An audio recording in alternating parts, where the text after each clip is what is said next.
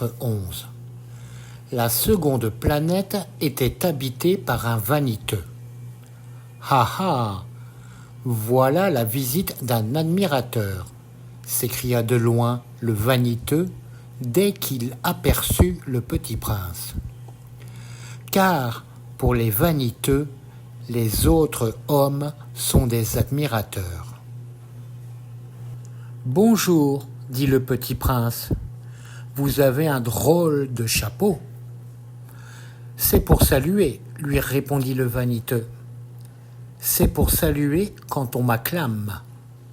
Malheureusement, il ne passe jamais personne par ici.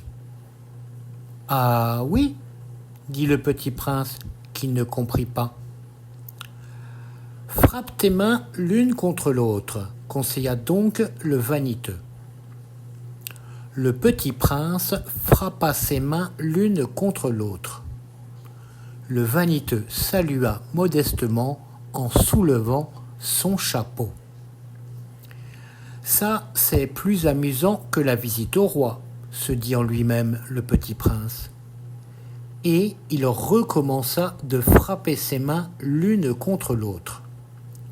Le vaniteux recommença de saluer en soulevant son chapeau.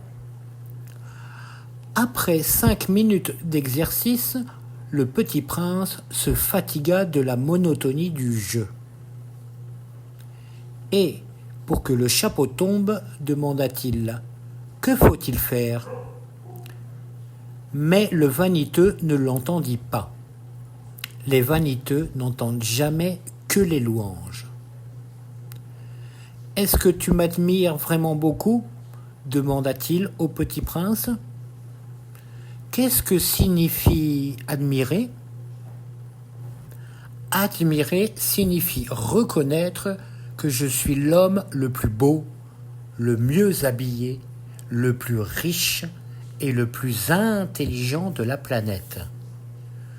Mais tu es seul sur ta planète. Fais-moi ce plaisir. Admire-moi quand même. Je t'admire, dit le petit prince en haussant un peu les épaules. Mais en quoi cela peut-il bien t'intéresser ? Et le petit prince s'en fut. Les grandes personnes sont décidément bien bizarres, se dit-il simplement en lui-même durant son voyage. Chapitre 12. La planète suivante était habitée par un buveur. Cette visite fut très courte, mais elle plongea le petit prince dans une grande mélancolie. « Que fais-tu là ?» dit-il au buveur, qu'il trouva installé en silence devant une collection de bouteilles vides et une collection de bouteilles pleines. « Je bois », répondit le buveur d'un air lugubre. « Pourquoi bois-tu » lui demanda le petit prince. « Pour oublier, répondit le buveur. « Pour oublier quoi ?» s'enquit le petit prince qui déjà le plaignait. « Pour oublier que j'ai honte, avoua le buveur en baissant la tête. « Honte de quoi ?»